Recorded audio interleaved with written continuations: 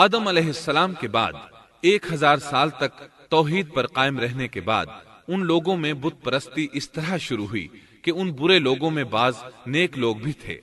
یہ برے لوگ ان نیک لوگوں سے بہت محبت کرتے تھے اور ان سے تقرب حاصل کرتے تھے، ان کی شان میں بہت مبالغہ کرتے تھے، جیسا کہ آج کل بعض لوگ علماء اور صالحین کی مدح سرائی میں زمین و آسمان کے قلابے ملاتے ہیں۔ یہی چیز بعد میں شرک کا ذریعہ بنی۔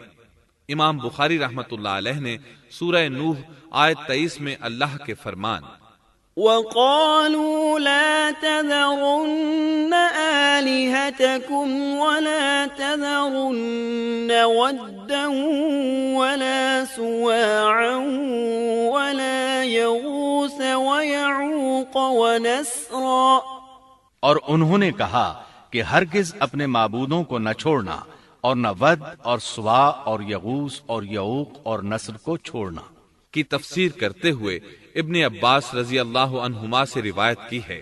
وہ فرماتے ہیں کہ یہ نوح علیہ السلام کی قوم کے بعض نیک آدمیوں کے نام ہیں۔ جب وہ فوت ہو گئے تو شیطان نے ان کی قوم کے دل میں یہ بات ڈال دی کہ جہاں وہ حضرات بیٹھا کرتے تھے وہاں ان کے بت بنا کر رکھ دو اور ان کو وہی نام دو جو ان بزرگوں کے تھے۔ انہوں نے ایسا ہی کیا اور پتھر کے بت بنا کر ان کے نام ان بزرگوں والے رکھ دیے۔ اس وقت تو بتوں کی پوجا نہ ہوئی، لیکن جب یہ لوگ فوت ہو گئے اور علم مٹ گیا تب ان کی پوجا ہونے لگی۔ ابن عباس رضی اللہ عنہما فرماتے ہیں نوح علیہ السلام کی قوم کے یہی بت بعد میں عرب میں پوجے گئے، اور اللہ تعالی کے فرمان وَقَالُوا لَا تَذَرُنَّ آلِهَتَكُمْ وَلَا تَذَرُنَّ وَدًّا وَلَا سُوَاعًا وَلَا يَغُوثَ وَيَعُوقَ وَنَسْرًا کا یہی مطلب ہے، یعنی ان نیک بزرگوں کے بت بنا لیے گئے اور آہستہ آہستہ ان کی پوجا شروع کر دی گئی، اور سب لوگوں نے ایک اللہ کی عبادت سے انکار کر دیا۔ نوح علیہ السلام اکیلے اس دنیا میں موحد اور توحید پرست باقی رہ گئے۔ نوح علیہ السلام کا نسب کچھ یوں ہے: نوح بن لامک بن متو شلح بن ادریس۔ اس طرح ادریس علیہ السلام ان کے پردادا ہوئے۔ اس وقت لوگوں کی عمریں بہت طویل ہوتی تھیں، اس لیے ہم کہہ سکتے ہیں کہ ادریس علیہ السلام کئی 100 سال زندہ رہے اور نوح علیہ السلام 1000 سال سے بھی زیادہ عرصہ زندہ رہے۔ عمریں لمبی ہونے کی وجہ سے ادریس علیہ السلام اور نوح علیہ السلام کے درمیان کافی مدت بنتی ہے، اور اسی مدت کے دوران کفر و شرک نے زور پکڑا اور بتوں کی عبادت شروع ہو گئی۔ تب اللہ تعالیٰ نے نوح علیہ السلام کو زمین میں مبعوث فرمایا۔ ابن عباس رضی اللہ عنہما سے روایت ہے کہ نبی صلی اللہ علیہ وسلم نے فرمایا آدم علیہ السلام اور نوح علیہ السلام کے درمیان 10 قرن تھے۔ ایک قرن 100 سال کا ہوتا ہے۔ آدم علیہ السلام کے 1000 سال بعد تک لوگ توحید پر قائم رہے، پھر آہستہ آہستہ شیطان نے انہیں شرک کے راستے پر ڈال دیا، شرک عام ہو گیا، ایک اللہ کی عبادت بالکل ختم ہو کر رہ گئی۔ تب اللہ نے نوح علیہ السلام کو مبعوث فرمایا، انہوں نے اللہ کی طرف دعوت دی، انہوں نے بہت مشقت اٹھائی، جیسا کہ سورہ نوح میں اللہ فرماتے ہیں بسم اللہ الرحمن الرحیم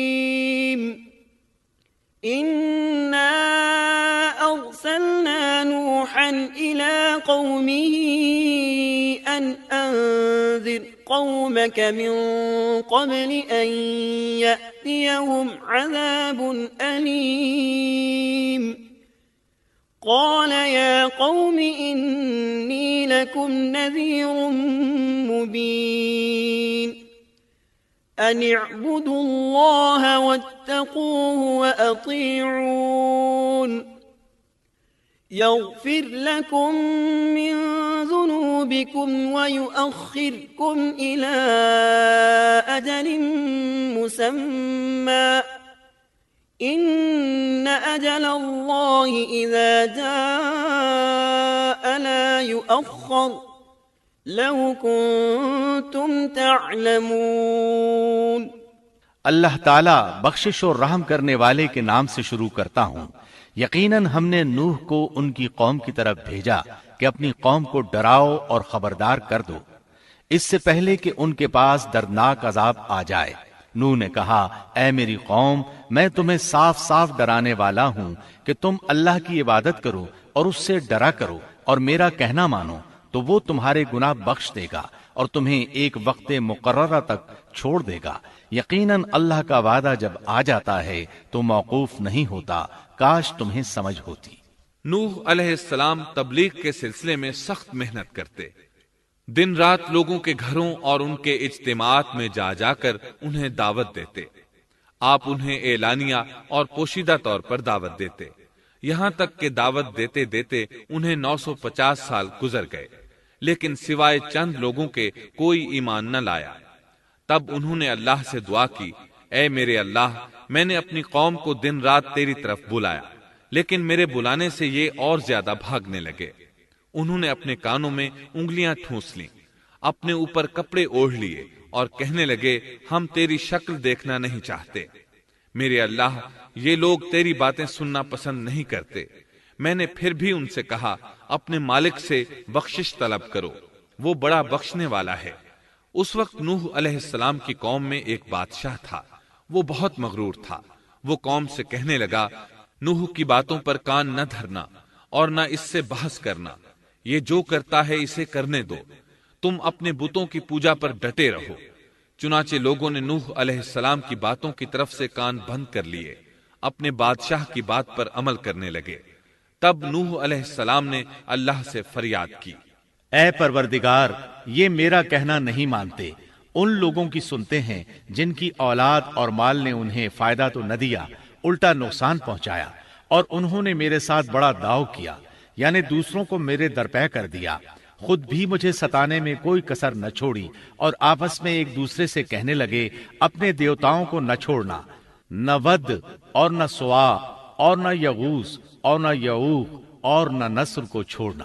ان لوگوں نے بہت سے لوگوں کو گمراہ کر ڈالا، اور پروردگار تو ایسا کر کہ یہ ظالم اور زیادہ گمراہ ہو۔ اس طرح نوح علیہ السلام نے 950 سال دن رات لوگوں کو اللہ کی طرف بلایا، لیکن اتنے طویل عرصہ میں صرف 80 کے قریب لوگ مسلمان ہوئے، اور ان ایمانداروں کی اکثریت فقراء، مساکین، ناتواں اور غلام قسم کے لوگوں پر مشتمل تھی، جن کی معاشرے میں کوئی حیثیت نہیں ہوتی۔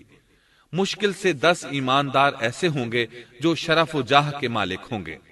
چنانچہ نوح علیہ السلام کے مغرور سرداروں نے جب اس صورتحال کو دیکھا تو اکٹھے ہو کر نوح علیہ السلام کے پاس آئے اور کہنے لگے، اے نوح، ہم چاہتے ہیں تیری باتیں سنیں اور لوگوں کو بھی تیری باتیں سننے کی ترغیب دیں اور سب تجھ پر ایمان لے آئیں، لیکن اس سے پہلے ہماری ایک شرط ہے، یہ کہ آپ کے حلقے میں جو یہ ذلیل اور حقیر لوگ آ گئے ہیں انہیں دھکے دے کر اپنے پاس سے نکال دے، اس لیے کہ ہم اپنی قوم کے سردار، چودھری اور مقام و مرتبے والے لوگ ہیں، اس لیے ہم ان فقیر لوگوں کے پاس نہیں بیٹھ سکتے۔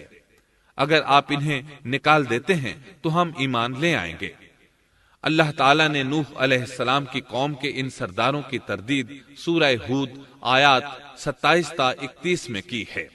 اللہ تعالیٰ فرماتے ہیں، فقال الملأ الذين كفروا من قومه ما نراك إلا بشرا مثلنا وما نراك اتبعك إلا الذين هم أراذلنا بادي الرأي وما نرى لكم علينا من فضل بل نظنكم كاذبين قال يا قوم أرأيتم إن كنت على بينة من ربي وآتاني رحمة من عنده فعميت عليكم أنلزمكموها وأنتم لها كارهون۔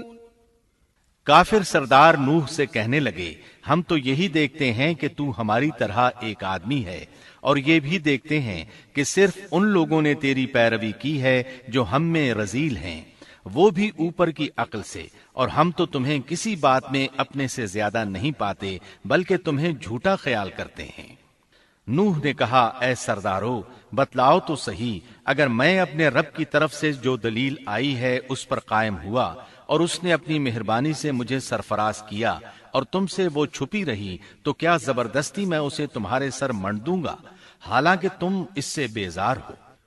وَيَا قَوْمِ لَا أَسْأَلُكُمْ عَلَيْهِ مَالًا إِنْ أَجْرِيَ إِلَّا عَلَى اللَّهِ وَمَا أَنَا بِطَارِدِ الَّذِينَ آمَنُوا إِنَّهُمْ مُلَاقُو رَبِّهِمْ وَلَكِنِّي أَرَاكُمْ قَوْمًا تَجْهَلُونَ وَيَا قَوْمِ مَنْ يَنصُرُنِي مِنَ اللَّهِ إِن طَرَدتُّهُمْ أَفَلَا تَذَكَّرُونَ وَلَا أَقُولُ لَكُمْ عِندِي خَزَائِنُ اللَّهِ وَلَا أَعْلَمُ الْغَيْبَ وَلَا أَقُولُ لَكُمْ إِنِّي مَلَكٌ وَلَا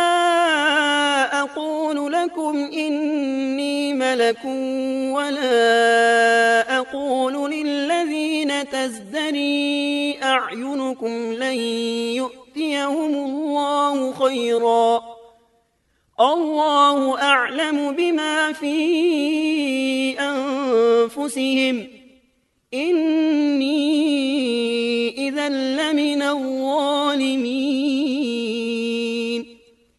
میری قوم والو، میں تم سے اس پر کوئی مال نہیں مانگتا، میرا ثواب تو صرف اللہ تعالیٰ کے ہاں ہے، نہ میں ایمانداروں کو اپنے پاس سے نکال سکتا ہوں، انہیں اپنے رب سے ملنا ہے، لیکن میں دیکھتا ہوں کہ تم لوگ جہالت کی بات کر رہے ہو۔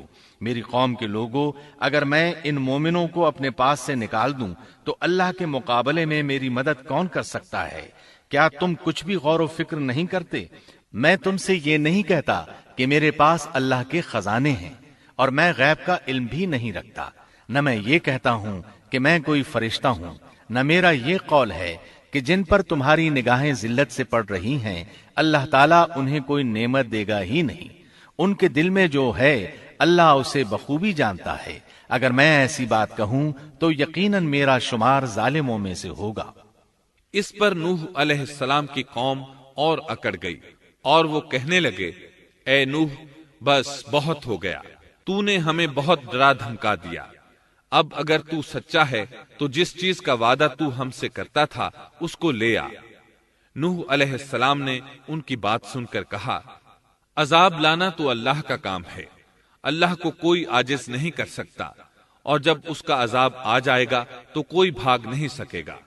اس کے بعد نوح علیہ السلام کی قوم کا ان سے آمنا سامنا ہوا تو انہوں نے ان سے کہا، اے میری قوم، اگر تم پر یہ گراں گزرتا ہے کہ میں تم میں رہتا ہوں اور تمہیں اللہ کی باتیں سنا رہا ہوں، تم اس سے چڑھتے ہو اور مجھے نقصان پہنچانے کے درپے رہتے ہو، تو سنو، میں صاف کہتا ہوں، مجھے تمہارا کوئی خوف نہیں، تمہاری کوئی پرواہ نہیں، تم سے جو ہو سکے کر گزرو، میرا جو بگاڑ سکتے ہو بگاڑ لو، تم اپنے شریکوں اور جھوٹے معبودوں کو بھی بلا لو اور مل جل کر مشورے کر کے بات کھول کر پوری قوت کے ساتھ مجھ پر حملہ کرو، تمہیں قسم ہے تم میرا جو بگاڑ سکتے ہو بگاڑ لو، اس میں کوئی کسر اٹھا نہ رکھو، مجھے بالکل مہلت نہ دو، اچانک مجھے گھیر لو، میں بالکل بے خوف ہوں، اس لیے کہ تمہارے راستے کو میں باطل جانتا ہوں، میں حق پر ہوں، حق کا ساتھی اللہ ہوتا ہے، میرا بھروسہ اسی عظیم ذات پر ہے، مجھے اس کی قدرت کی بڑائی معلوم ہے۔ نوح علیہ السلام نے واضح الفاظ میں اپنی قوم کو چیلنج دیا، لیکن کسی میں طاقت نہ ہوئی کہ وہ نوح علیہ السلام کا مقابلہ کر سکے، چنانچہ کہنے لگے، اسے چھوڑ دو، یہ مجنون اور بے وقوف ہے، نعوذ باللہ۔ بہرحال معاملہ اسی طرز پر چلتا رہا، یہاں تک کہ سال ہر سال گزر گئے، لیکن کوئی مسلمان نہ ہوا۔ پھر پہاڑ پر رہنے والے لوگ روز بروز برائی میں ترقی کرتے چلے گئے، اور جو لوگ شروع میں ایمان لائے تھے ان کے علاوہ اور کوئی شخص ایمان نہ لایا۔ نوح علیہ السلام انہیں مسلسل دعوت دیتے رہے مگر بے اثر۔ یہاں تک کہ اللہ تعالیٰ نے نوح علیہ السلام کی طرف وحی کی کہ اب کوئی شخص ایمان نہیں لائے گا۔ اللہ تعالیٰ سورہ ہود میں فرماتے ہیں وَأُوحِيَ إِلَى نُوحٍ أَنَّهُ لَن يُؤْمِنَ مِن قَوْمِكَ إِلَّا مَن قَدْ آمَنَ فَلَا تَبْتَئِسْ بِمَا كَانُوا يَفْعَلُونَ۔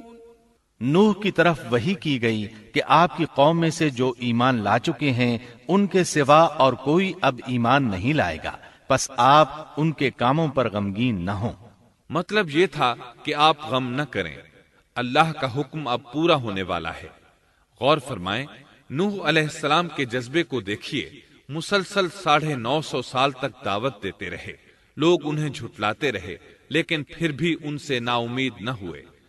اب جب کہ اللہ کی طرف سے وحی آ گئی کہ ان میں سے اور کوئی ایمان نہیں لائے گا اور کسی میں طاقت نہیں کہ انہیں ہدایت عطا فرمائے، تو نوح علیہ السلام نا امید ہو گئے اور انہوں نے اپنی قوم پر بد دعا کی۔ اس کا ذکر اللہ تعالیٰ نے سورہ نوح آیات 26 تا 28 میں کیا ہے۔ وَقَالَ نُوحٌ رَبِّ لَا تَذَرْ عَلَى الْأَرْضِ مِنَ الْكَافِرِينَ دَيَّارًا إِنَّكَ إِن تَذَرْهُمْ يُضِلُّوا عِبَادَكَ وَلَا يَلِدُوا إِلَّا فَاجِرًا كَفَّارًا رَبِّ اغْفِرْ لِي وَلِوَالِدَيَّ وَلِمَن دَخَلَ بَيْتِيَ مُؤْمِنًا وَلِلْمُؤْمِنِينَ وَالْمُؤْمِنَاتِ وَلَا تَزِدِ الظَّالِمِينَ إِلَّا تَبَارًا۔ نوح نے کہا، اے میرے پروردگار، تو روئے زمین پر کسی کافر کو رہنے سہنے والا نہ چھوڑ۔ اگر تو انہیں چھوڑے گا تو یہ یقیناً تیرے اور بندوں کو بھی گمراہ کر دیں گے، اور ان کے ہاں جو اولاد ہوگی وہ بھی بدکار ناشکرے ہوں گے۔ اے میرے پروردگار، تو مجھے اور میرے ماں باپ کو اور جو بھی ایماندار ہو کر میرے گھر آئے اور تمام مومن مردوں اور عورتوں کو بخش دے، اور کافروں کو سوائے ہلاکت کے اور کچھ نہ دے۔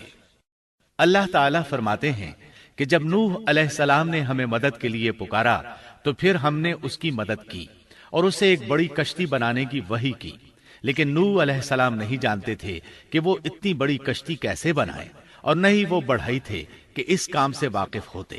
اس لیے اللہ تعالیٰ نے ان کی طرف یہ وحی کی کہ ہماری آنکھوں کے سامنے اور ہماری وحی کے مطابق ایک کشتی تیار کرو۔ اللہ نے وحی کے ذریعے ان کی رہنمائی کی کہ وہ اس طرح کریں، اور مزید تعلیم کے لیے جبرائیل علیہ السلام کو بھیج دیا۔ وہ انہیں بتلاتے گئے کہ اس طرح کشتی تیار کرو۔ نوح علیہ السلام ایک پہاڑ پر رہتے تھے، ان کے ارد گرد درخت نہیں تھے، نہ پانی تھا، چنانچہ انہوں نے بہت سے درخت اگائے، پھر ان کو کاٹا اور پہاڑ پر بیٹھ کر کشتی تیار کرتے رہے۔ آپ بڑے بڑے تختے بناتے اور لوہا لاتے اور ان سے کیل تیار کرتے، پھر ان کیلوں کو تختوں میں ٹھوکتے، آپس میں ان تختوں کو ملاتے، یہاں تک کہ ایک بہت بڑی مضبوط اور دیو ہیکل کشتی تیار ہو گئی۔ ایک روایت کے مطابق نوح علیہ السلام نے اس کو 100 سال میں تیار کیا۔ یہ تھی وہ کشتی جسے نوح علیہ السلام نے اللہ کی ہدایت کے مطابق تیار کیا تھا۔ سورۃ القمر آیت 13 میں ارشاد ہوتا ہے، وَحَمَلْنَاهُ عَلَى ذَاتِ أَلْوَاحٍ وَدُسُرٍ، اور ہم نے نوح کو اس کشتی میں سوار کیا جو تختوں اور کیلوں سے بنی ہوئی تھی۔ نوح علیہ السلام نے دعوت کا کام چھوڑ دیا اور کشتی بنانے لگے۔ وہ لوگ جب انہیں کشتی بناتے دیکھتے تو ان کا مذاق اڑاتے، کہتے، نوح پہلے تو نبی تھا، اب بڑھئی بن گیا۔ مزید کہتے، یہ کیسا مجنون ہے کہ پہاڑ پر کشتی بنا رہا ہے، تعجب ہے اس پر۔ اللہ نے ان کافروں کے مذاق کا ذکر سورہ ہود آیات 38 اور 39 میں کیا ہے۔ وَيَصْنَعُ الْفُلْكَ وَكُلَّمَا مَرَّ عَلَيْهِ مَلَأٌ مِّن قَوْمِهِ سَخِرُوا مِنْهُ قَالَ إِن تَسْخَرُوا مِنَّا فَإِنَّا نَسْخَرُ مِنكُمْ كَمَا تَسْخَرُونَ فسوف تعلمون من يأتيه عذاب يخزيه ويحل عليه عذاب مقيم۔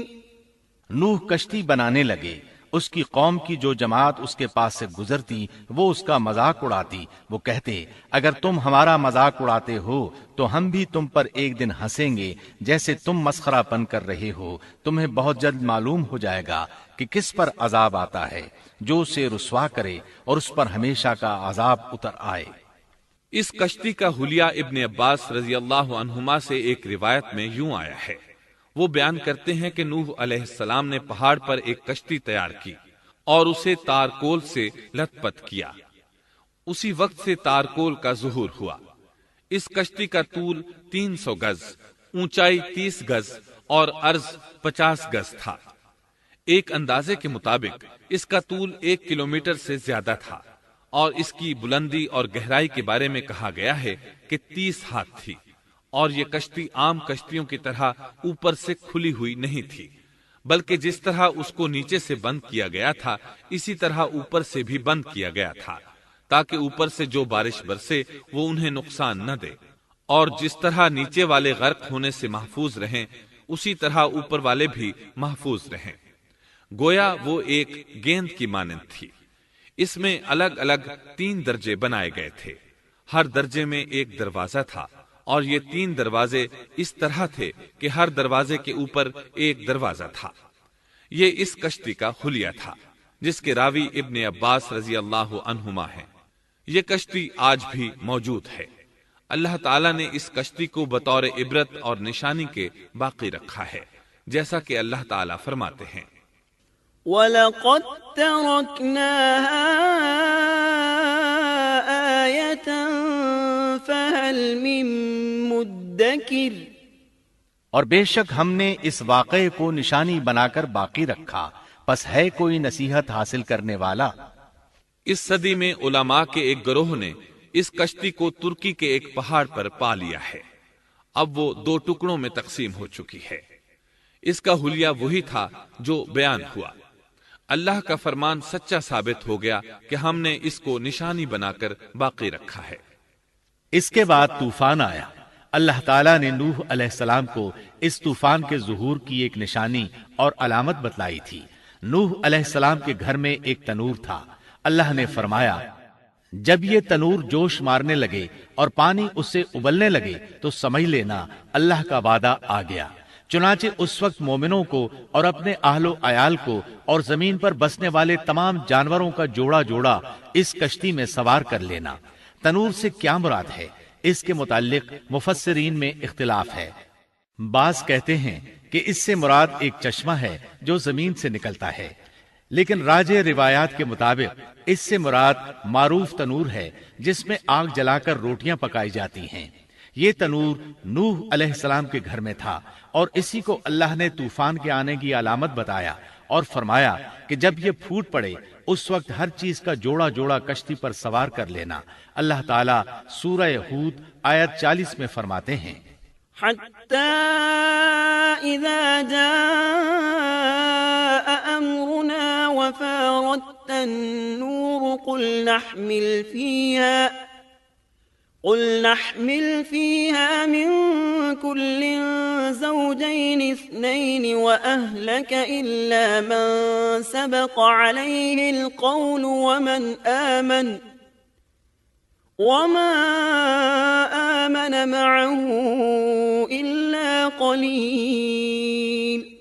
یہاں تک کہ جب ہمارا حکم آ پہنچا اور تنور ابلنے لگا، ہم نے کہا اس کشتی میں ہر قسم کے جوڑے دوہرے سوار کر لے اور اپنے گھر کے لوگوں کو بھی سوائے ان کے جن پر پہلے سے بات پڑ چکی ہے، اور سب ایمان والوں کو بھی۔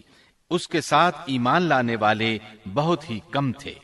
کشتی میں سوار ہونے والوں کی تعداد 80 بتائی جاتی ہے۔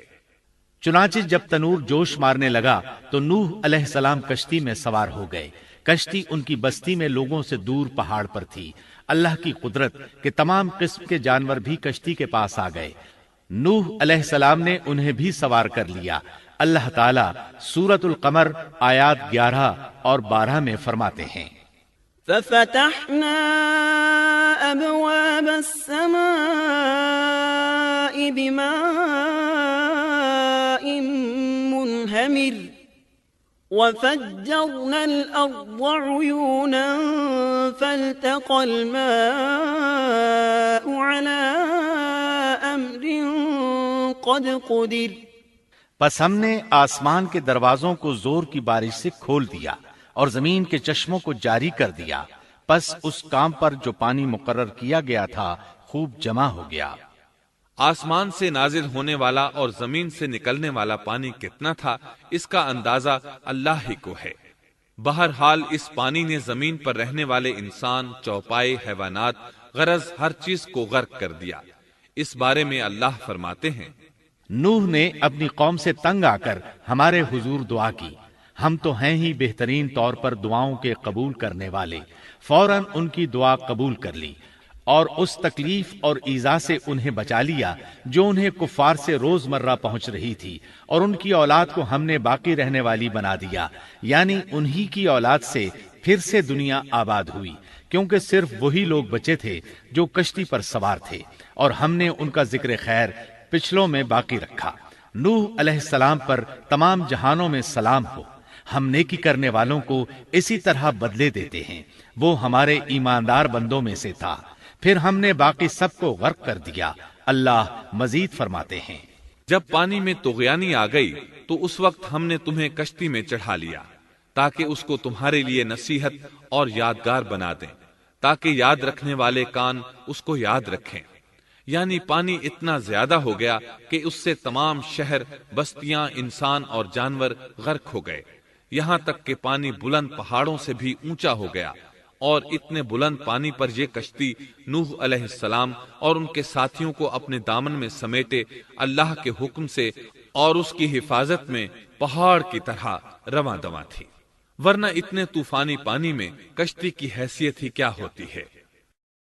نوح علیہ السلام کشتی میں سوار ہوئے اور انہوں نے اپنے ساتھیوں کو حکم دیا کہ وہ یہ دعا پڑھیں، بسم اللہ مجریہا ومرساہا ان ربی لغفور رحیم۔ اللہ ہی کے نام سے اس کشتی کا چلنا اور ٹھہرنا ہے، یقیناً میرا پالنے والا بڑی بخشش اور رحم والا ہے۔ یہی اللہ کا حکم آپ کو تھا کہ جب تم اور تمہارے ساتھی ٹھیک طرح بیٹھ جاؤ تو کہنا، الحمد للہ الذی نجانا من القوم الظالمین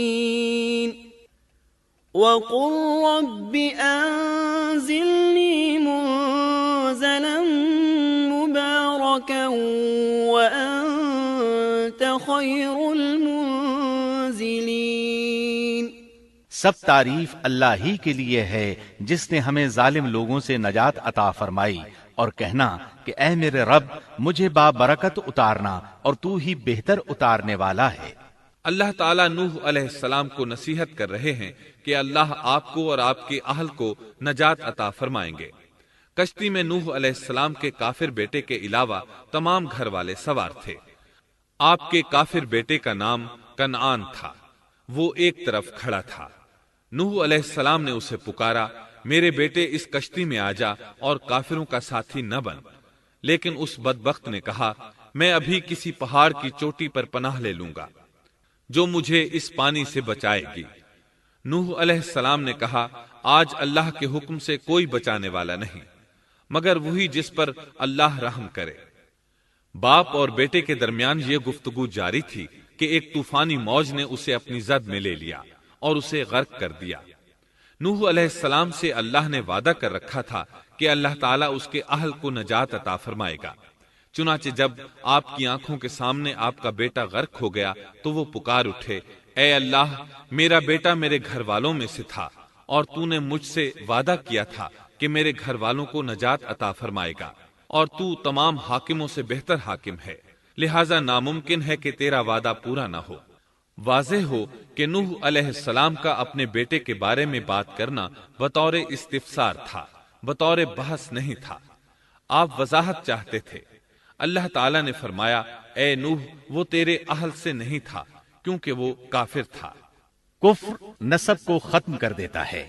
ایک مومن کا دوسرے مومن سے تعلق ایک مسلمان بھائی کے کافر بھائی سے تعلق سے زیادہ بڑا ہے، اور حقیقی اخوت وہ ہے جس کی بنیاد ایمان پر ہو۔ کفر تو نسبی تعلق کو کاٹ دیتا ہے، اس لیے اللہ نے یہ نہیں فرمایا کہ وہ کافر ہے، بلکہ یہ فرمایا کہ وہ تیرے اہل سے نہیں ہے۔ ہمارے لیے بھی یہی حکم ہے، کسی مومن کا کافر کے ساتھ رشتہ نہیں ہو سکتا۔ اس کے ساتھ اللہ نے نوح علیہ السلام کو نصیحت فرمائی کہ آپ ہرگز وہ چیز نہ مانگیں جس کا آپ کو مطلقاً علم ہی نہ ہو، اور ہم آپ کو نصیحت کرتے ہیں کہ جاہلوں میں اپنا شمار کرانے سے باز رہیں۔ جب نوح علیہ السلام یہ بات جان گئے کہ ان کا سوال واقعے کے مطابق نہیں تھا تو فوراً اس سے رجوع کر لیا اور اللہ تعالیٰ سے اس کی رحمت اور مغفرت کے طالب ہوئے۔ اس موقع پر انہوں نے دعا کی، قال رب إني أعوذ بك أن أسألك ما ليس لي به علم وإلا تغفر لي وترحمني أكن من الخاسرين۔ نوح علیہ السلام نے کہا، اے میرے پروردگار، میں تیری ہی پناہ چاہتا ہوں اس بات سے کہ تجھ سے وہ مانگوں جس کا مجھے علم ہی نہ ہو۔ اگر تو مجھے نہ بخشے گا اور تو مجھ پر رحم نہیں کرے گا تو میں خرابی والوں میں ہو جاؤں گا۔ یہ دعا انہوں نے مانگی۔ اپنے بیٹے کے متعلق سوال کے علاوہ نوح علیہ السلام نے اللہ تعالیٰ کی کوئی نافرمانی نہیں کی اور نہ اپنے نفس پر کسی نافرمانی کو شمار کیا۔ کشتی نوح علیہ السلام اور ان کے ساتھیوں کو لیے پانی کی موجوں پر بلند ہو رہی تھی، اور زمین پر موجود ہر چیز، انسان، حیوانات، چوپائے، پرندے غرق ہو چکے تھے۔ ان میں کوئی بھی باقی نہیں بچا تھا۔ اگر کوئی زندہ بچا تھا تو کشتی والے۔ ابن عباس رضی اللہ عنہما سے روایت ہے کہ نوح علیہ السلام اور ان کے ساتھی 6 ماہ کشتی میں رہے، اور بعض روایات میں یہ بھی ہے کہ وہ محرم کی 10 تاریخ کو کشتی سے نیچے اترے۔ آخر اللہ کے حکم سے طوفان رک گیا۔ اللہ نے زمین کو حکم دیا کہ وہ تمام پانی کو نگل جائے۔ زمین نے سارا پانی نگل لیا، زمین خشک ہو گئی۔ اللہ تعالیٰ سورہ ہود آیت 44 میں فرماتے ہیں، وقيل يا أرض ابلعي ماءك ويا سماء أقلعي وغيض الماء وقضي الأمر واستوت على الجودي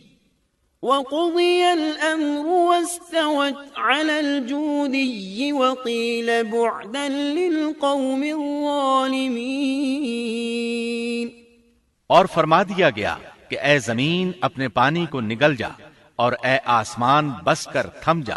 اسی وقت پانی سکھا دیا گیا اور کام پورا کر دیا گیا، اور کشتی جودی نامی پہاڑ پر جا ٹھہری، اور فرما دیا گیا کہ ظالم لوگ اللہ کی رحمت سے دور ہیں۔ کشتی جودی پہاڑ پر جا کر ٹھہر گئی۔ اب انہیں حکم ہوا کہ سلامتی کے ساتھ کشتی سے اتر آئیں۔ آپ پر بھی برکت نازل ہوگی، اور ان قوموں پر بھی جو آئندہ آپ کی نسل سے پیدا ہوں گی، اور آپ کی نسل میں سے کچھ لوگ ایسے بھی ہوں گے جنہیں ہم فائدہ تو ضرور پہنچائیں گے، پھر انہیں ہماری طرف سے دردناک عذاب پہنچے گا۔ بہت سی روایات میں یہ بات مذکور ہے کہ نوح علیہ السلام ایک لمبی مدت یعنی 6 ماہ کشتی میں طوفان تھم جانے کا انتظار کرتے رہے۔ آپ نے طوفان کے حالات معلوم کرنے کے لیے ایک کبوتر بھیجا جو واپس آ گیا۔ اسے پاؤں رکھنے کو جگہ نہ ملی۔ اسے دوبارہ بھیجا گیا تو وہ پھر واپس آ گیا۔ چند دن بعد اسے پھر بھیجا گیا تو وہ اپنی چونچ میں زیتون کی ایک ٹہنی لیے ہوئے تھا۔ اس سے نوح علیہ السلام نے معلوم کر لیا کہ پانی زمین سے کچھ ہی اونچا رہ گیا ہے اور درخت وغیرہ اگ چکے ہیں۔ کچھ دن بعد اسے پھر بھیجا گیا۔ اس مرتبہ وہ واپس لوٹا تو اس کے پاؤں خاک آلود تھے۔ نوح علیہ السلام نے سمجھ لیا کہ طوفان رک گیا اور زمین خشک ہو چکی ہے۔ سیرت کی کتب میں یہ واقعہ موجود ہے۔ اسی کی بنیاد پر سیرت نگاروں کا کہنا ہے کہ کبوتر کا آنا سلامتی کی علامت تھا، اور اس کی چونچ میں زیتون کی ٹہنی نوح علیہ السلام کی بادشاہت کی طرف اشارہ تھا۔ اس طرح نوح علیہ السلام زمین پر اتر آئے۔ اس وقت اولاد آدم میں سے کوئی انسان سوائے ان لوگوں کے زندہ نہیں بچا تھا۔ جزیرہ عرب، فلسطین اور ان کے ارد گرد کا علاقہ غرق ہونے سے محفوظ رہا۔ ان کے علاوہ تمام زمین غرق ہوئی تھی۔ سب کے سب طوفان کی نذر ہو گئے۔ صرف نوح علیہ السلام سے اولاد پیدا ہوئی اور زمین میں ان کی اولاد کے علاوہ اور کسی کی نسل باقی نہ رہی۔ اسی وجہ سے نوح علیہ السلام کو آدم ثانی اور ابو البشر ثانی کہا جاتا ہے، کیونکہ تمام کے تمام بشر انہی کی طرف منسوب ہیں۔ سورۃ الصافات آیات 75 تا 77 میں اسی طرف اشارہ ہے۔ وَلَقَدْ نَادَانَا نُوحٌ فَلَنِعْمَ الْمُجِيبُونَ وَنَجَّيْنَاهُ وَأَهْلَهُ مِنَ الْكَرْبِ الْعَظِيمِ وَجَعَلْنَا ذُرِّيَّتَهُ هُمُ الْبَاقِينَ۔ اور ہمیں نوح نے پکارا تو دیکھ لو کہ ہم کیسے اچھے دعا قبول کرنے والے ہیں۔ ہم نے اسے اور اس کے فرمانبرداروں کو اس زبردست مصیبت سے بچا لیا۔ اس کی اولاد ہم نے باقی رہنے والی بنا دی۔ ایک دوسرے مقام پر اللہ تعالیٰ دیگر امم اور رسولوں کے متعلق کلام کرتے ہوئے فرماتے ہیں، اے ان لوگوں کی اولاد جنہیں ہم نے نوح کے ساتھ چڑھا لیا تھا، وہ ہمارا بڑا ہی شکر گزار بندہ تھا۔ نوح علیہ السلام کے 3 بیٹے تھے، سام، حام اور یافس۔ سام کی نسل زیادہ تر سفید رنگت کی تھی اور بہت کم لوگ ان میں سیاہ فام تھے، البتہ کچھ ان میں گندمی تھے۔ حام کی اولاد کی اکثریت سیاہ فام تھی، ان میں بہت کم لوگ سفید رنگ کے تھے، اور یافس کی اولاد سرخی مائل رنگ کی تھی۔ عرب اور بنو اسرائیل سام کی اولاد ہیں، تمام حبش حام کی اولاد ہیں، ترک اور مشرقی ایشیا کے لوگ یافس کی اولاد ہیں۔ طوفان کے بعد نوح علیہ السلام اللہ کے بندوں میں 350 سال تک زندہ رہے، اور وہ اللہ کے قول عبدن شکورن کے مصداق تھے۔ پھر نوح علیہ السلام فوت ہو گئے۔ راجح ترین روایات کے مطابق آپ مکہ میں دفن ہوئے، ایک دوسری روایت کے مطابق آپ لبنان میں دفن ہوئے۔